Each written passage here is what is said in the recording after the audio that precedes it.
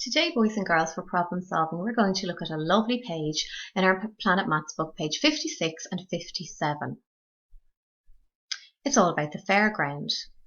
Can you pause the video and have a good look at the picture and read down through all the questions and then press play again and we'll start them together.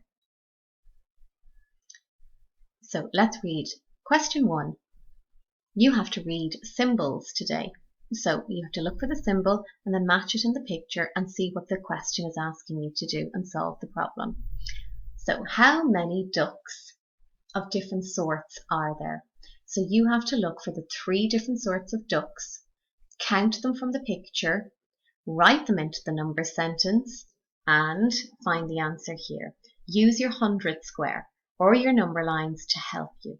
You can always use them in your problem solving. Number 2. We're having a look at these pictures here. So you have to find these in this lovely bright picture and write it into your number sentence.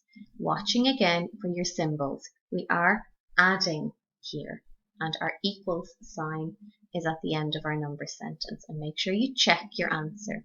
The next one is a true or false. So it's asking us to read this question really carefully what they're asking us.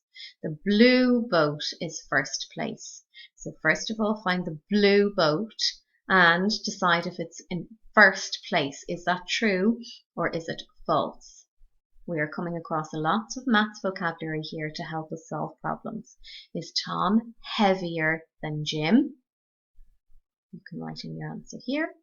There are 7 boats in the picture. So remember, a tick for true, an X for false. And you can do number 4 now. Unscramble the following 3D shapes. So again, looking at spellings, looking at shapes, look at the back of your mental maths for help on how to spell these 3D shapes. Down here, number 5, we are looking again for symbols. We are looking for cent. So we're talking about money. Watch your symbols again. They're asking you to add. Isn't that right? Good. And then very carefully use your ruler to draw the straight lines. One hand longer than the other. Remember when you're doing your clock and your time. Well, when you're finished, read back over these. Look, find this girl here and circle her red.